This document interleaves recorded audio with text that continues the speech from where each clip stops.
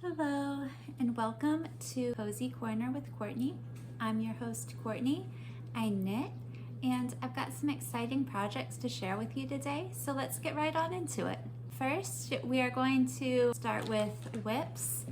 So unfortunately, I have something kind of sad to share. I'll put a photo up on the screen. Well, tiny spoiler to a finished object in this photo. As you can see, at this point in the picture, I have about the ribbing done, which is about an inch, on my summer crop by Jessie Made. And I love this project so much. Fortunately, I didn't properly account for gauge. I'm hesitant to say that I didn't swatch for it because in all honesty, I did. I cast on probably like 8 to 10 inches of stitches using Magic Loop, the 24-inch circular needle that I was going to use for the project, so that I could measure the stitch gauge taken like in the middle and not the stitches on the edge. And also because if you're gonna work on something that's knit in the round, your gauge swatch should also be knit in the round. And honestly, I haven't been the most disciplined with gauging in the past, and partially it's because I don't make so many garments, but since the garments are something that I'm really wanting to make more of in 2024 so that I can kind of build out my closet and also just really put my skills to use, I knew that I had to, give gauge swatching a try. So I committed to the stitch gauge, and I think what I got was a really accurate representation of my gauge concerning the stitches. And using the recommended needle size 8, I got 17 stitches for 4 inches, which was the suggested gauge. However, at about 3, when I was about 3 inches into that gauge swatch, I realized that my round gauge rather, was big, and it wasn't going to get any smaller. Because on the cast on edge, for me, it always starts off small, and as I knit, it gets bigger towards the middle. So I decided to just frog the gauge swatch, which I was gonna do anyways. I was gonna frog the gauge swatch to reuse the yarn. So when I did that, I decided like the gauge swatch process, I know. You say, Courtney, just do it. I know, I'm sorry. So what I did was I went ahead and I was like, maybe my stitch gauge will stay the same, but my round gauge will go down if I switch to a smaller size needle, like one size smaller. Instead of using 6 for the ribbing and 8 for the body, I'll use 5 for the ribbing and 7 for the body. Not so, friends. So I completed this ribbing that you see here on the screen, plus like almost 2 inches of stockinette for the body. It was 2 days of work, so not a whole lot of time, but still disheartening to see when I had knit those 2 inches of the body and measured my stitch gauge, that my stitch gauge had gone down a whole lot. When I had enough material to be able to stretch the ribbing section, I tried to stretch it to see if I could make it to my proportions, and it did, but when I did the calculations, I found that instead of being 36 inches around, it was gonna be 29 inches around. I'm gonna have to stretch 7 inches, which ribbing can do, but I was like, So as I frogged it, when I pulled it off the needles, and because I did rightfully assume that I'm gonna make this garment the way I wanna make this garment, I need to go ahead and switch to the recommended needle size that I knit the gauge swatch in, because then at least my stitch gauge will be correct, so the width will be correct. And if the round gauge is a little bit off, I decided that that would be fine, because I could knit however many inches I needed for the pattern, rather than however many rows. Like the pattern doesn't call for rows, it calls for knit this amount of inches and then start decreases or what have you. So I decided to go that route, and when I was frogging it, when I got down to the ribbing, I put the loop over my body just to see what we were dealing with, and it did fit. It did fit like snugly around my midsection. and my midsection and my bust are about the same. I still think I made the right decision to frog it. It probably would have been fine. It would have been 7 inches smaller though in width, in diameters from the halfway point to the circumference. Okay, it would have been about 7 inches smaller around than I really wanted it to be. It would have been 5 to 7 inches smaller than the pattern calls for it to be. So I just decided to go ahead and make the tough decision and frog the work that I had done over the past couple of days so that I could cast on again with the recommended needle size, which I'd used for the gauge swatch. I think though that the more I knit garments, I'm hoping that I'll just get a feel for my gauge and know like about what needles to use. I'm hoping that as I become a more experienced knitter, I'll be able to more successfully interpret what needles to use based on my gauge and what my gauge usually is. My second work in progress is this lovely guy. Now I love him so much. The pattern is Leaves by Midori Hirose. The yarn here is from the Wandering Flock, and the colorway is Pistachio Cream. Yep. I had been a fan of this colorway before I bought it in 2022, so I was really glad that I got to get some. The other skein that I got in this colorway has already been knit into a shawl, and this one I'm similarly making it into just like a 1 skein project. It has to be 1 skein at this point because I only have 1 skein of this yarn left. And I was actually telling my significant other today that the yarn that I have left is looking kind of small, like smaller than I would think that it would be by this point, although maybe that was some misjudgment on my part. Maybe a short scarf, and that's okay. I did do less repeats than the pattern itself calls for, so I knew that I was going to end up with something a little bit smaller, and I think the reason for that was because I knew that I only had 1 skein of yarn to work with, and the pattern called for 2 skeins for if you were choosing the scarf option. Certainly a pattern that I would recommend because it comes with, like, I love Midori Hirose's style of writing instructions. I think she makes it really easy to understand, really clear, really straightforward, and she makes it easy to learn like a variety of different techniques, such as like new cast-ons. I made another pattern of her before where I had to learn a cast-on that was new, and her instructions broke it down very easily. Oftentimes, if it's like an accessory pattern, there will be more than 1 accessory to make. A shawl, a blanket, and I believe there may have been something else as well. But it's so pretty. I really, really love it. And even if it's kind of short, which it may be, I'm still really excited. I don't think it has to be like long at this point. Just like something nice put under a coat.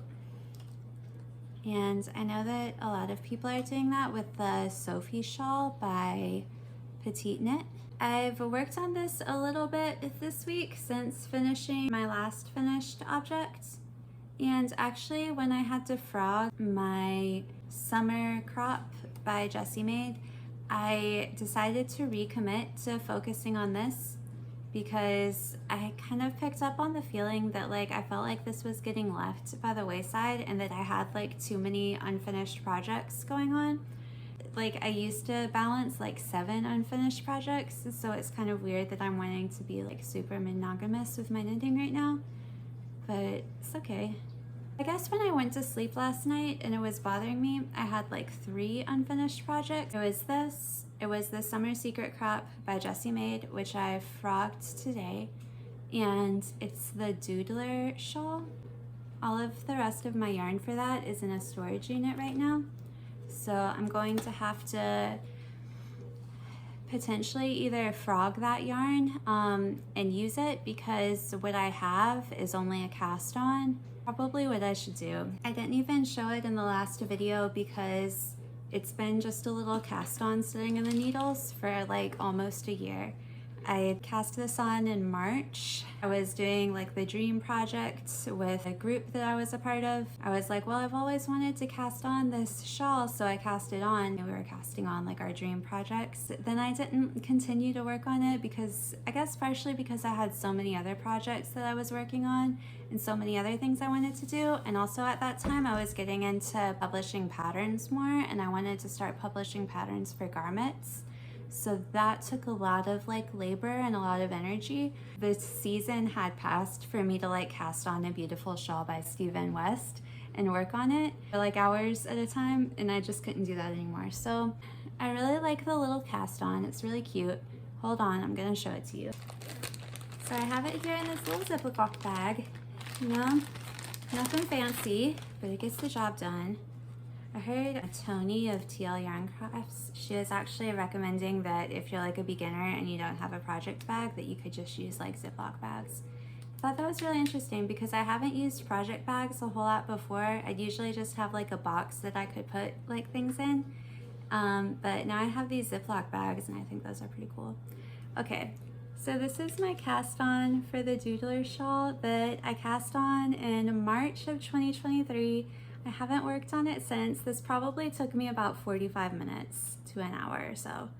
It has this really great tubular edging, and I love this so much. I want the camera to focus on it, right? And I'll tell you about my nails later, like the last little segment. The nails actually kind of go with the colors of this too. That's really interesting. I think it was a tubular cast on that we did, but I think the cast on was like right here, and then we grew with this like tubular edging all the way down here. I really love it. Like, I love this sweet little thing so much, but I'm going to have to frog it because it calls for 2 skeins of main color. And since I've moved, I have 1 skein of the main color. The other skein is in the storage unit, and it calls for 1 skein of contrasting color. And the contrasting color is in the storage unit as well. You guys are here with me, so I'm gonna go ahead and just frog. And I'm gonna let you guys be like just their strength in numbers. I don't know. Okay, this doesn't feel right, but I'm gonna go ahead and frog it so that I can use the yarn for something else. Gorgeous. This is, I can't remember the base. It's gonna be linked in my Ravelry down below, so if you really want to know what base this is, you can go and check it out. I believe it's Navy Bean by yeah, I believe the base is Navy Bean, and as soon as I say that, you probably know who the dyer is. The colorway is also Lola Bean Yarn Company, and it's by Lola Bean Yarn Company. So Adela is the dyer at Lola Bean, and it's named for her daughter. And they're local to Georgia. Interestingly enough, I actually bought this from Stephen West in Amsterdam. And their shipping is like really fair. I mean, like, is it fair? I don't know. It's priced low for Americans and it ships quickly, so it's probably not fair for somebody in there. There's probably someone doing extra labor to make sure that we can order our yarn from Amsterdam and have it in a week. There was a time last year where I was like really excited to make all these Stephen West patterns. And in the last video, I talk about how like I was gonna spend less on patterns this year. Last year, it was probably at least 80% of the patterns that I purchased were from Stephen West. And it was because in February, when I had some extra pattern money, I bought like 6 Stephen West patterns. And then the rest of the year, I think I only bought like 2 patterns from other designers, and that was it. So this year I'm focusing more on like free patterns, and maybe I'll make the Stephen West patterns that I purchased. Actually, I think I'm gonna turn this into a boneyard shawl. It's like the first one that he made and published, and it's like a good beginner shawl pattern. It's tangled. Courtney, you've been ripping it. All done. All done. Thanks for being like my moral support. Oh wait, there's still this. Okay, I still have to get through this. This is the size of like a yarn tail, so I might have to just break this. Yep. And put this in our scraps bag that I can use for filling amigurumi and little softies and plushies and things. Because I do have some fiber fill, but not with me. I want to make the little cute plushies and stuff. I'm stuffing them with yarn scraps, which I have. So like I didn't bring my fiber fill with me when we moved, but I brought like 4 bags of yarn scraps. I don't know why I did that, but it seems like the right thing to do. Took up less space packing. I'm gonna wind this yarn back into this ball. I have a sweater quantity of this, like a large sweater quantity of this in the storage unit, but I only have the one skein with me because it was the one skein that was attached to my work in progress that I took with me without really thinking to bring like the other 2 skeins that would belong in this project. I was at the point where I would have had to introduce the contrast color, so it wasn't like I could have just kept working on it. But I love this. Again, colorway Lola Bean Yarn Company by Lola Bean Yarn Company. I think it's like their birthday colorway, their anniversary colorway. So pretty. So I have 5 or 6 skeins of this in the storage unit. At one point it was going to be like a gorgeous dress. Frogged that too. I don't frog that many projects. I frog maybe like 3 a year. But in 2022 was accountable and frogged like all the projects in 2022 that I was going to frog. But this year I had like 2 projects left over that I had to like reevaluate. Let's move on to finished objects. I have quite a few this week. I'm gonna start with the least recent finished object. First, we're gonna start with this hat. This is my Musselburgh by Isolde Teague. The colorways for the fingering weight yarn are both from the Lemonade Shop. And this one, the pink is in their Mighty Sock base. So if you don't know what that is, it's basically more nylon blended in with the wool. I forget what the mix is exactly, what the breakdown is exactly. And the second colorway, like the contrasting color, I guess, is in their simple sock base. So there's more of a wool, there's less nylon. There's more wool than nylon in both of these bases. This one has a greater percentage of nylon to wool. And I mean, I feel like you can really tell, but that's also partially because at the halfway point, I started holding mohair with it. And the mohair that I used is the Wandering Flock Mohair Silk in colorway Unicorn Magic, which like I love so much. And I spit that off really quickly because like I say it all the time because I love it. You probably saw me do this in the last video, but it goes like this. This is the whole hat, right? It's a really cool pattern.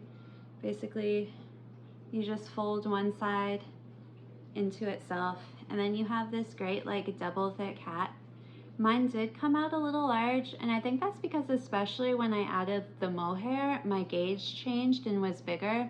But also I think it's just because my gauge at the cast down is so much smaller than like in the body of the work. And I didn't do a gauge swatch beforehand. I just kind of measured it as I was going, and when it like said, if your gauge is this, increase to this amount of stitches. But it's okay. It's like a nice, it's very slouchy, and it's okay. Like it kind of suits me. And I haven't flipped it the other way yet. Should we try that?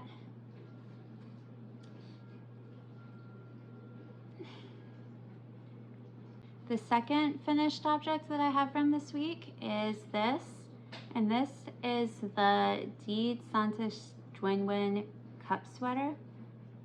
Deed Santos Dwinwin cup sweater. And my pronunciation might not be exactly correct. I do Welsh on Duolingo, but that's like as good as I know it. Yep. And this is a free design that I released on the 23rd. So I released this design like 4 days ago. It's free on Ravelry. And it's just like a little thing to celebrate. the St. John Wednesday, which is like a kind of like a Valentine's celebration, but in Wales. There you go. I hope you guys all go to Ravelry and download the pattern so that you can knit one. And my Ravelry is linked down below, so all you have to do is just navigate to my designer page, and you can click like a little heart if you want, then click add to library, and it'll give you the accessibility to download it and have it saved in your library. And this one, this is my final finished object this week. This is the hat. Okay, we'll put it on. All right, it's not my hat. Made this for my significant other because he didn't have a hat and his head looked really cold. So now he has a hat that's fuzzy. Yep, okay. Yeah, this black chenille yarn is not my favorite. You know, it doesn't have the drape that wool does, it doesn't have the elasticity that wool does, but it kind of fits over his head very snug. And I don't know if that bothers him because there's not like a lot of stretch or a lot of give to it. With synthetic materials sometimes, I feel like personally, if there's like a bulk at the top, it might feel a little less flowy than wool. Or, you know, something, an alternative to wool that's also a natural fiber. There you go. Well, thanks guys for joining me. Oh, before I go, I am gonna show you my nails. Okay, I did my nails today.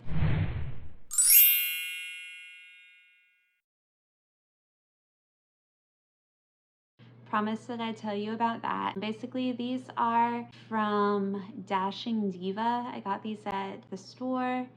I think they look kind of nice. I kind of like them. I'm not gonna put my hands right in front of the screen because I have really dry skin. But yeah, they're in the color Spiritual Journey. So I thought that was like an interesting name. I liked the color, and then I went to read the name of it. I was like, whoa. Well, there you go. Here, now you can see it.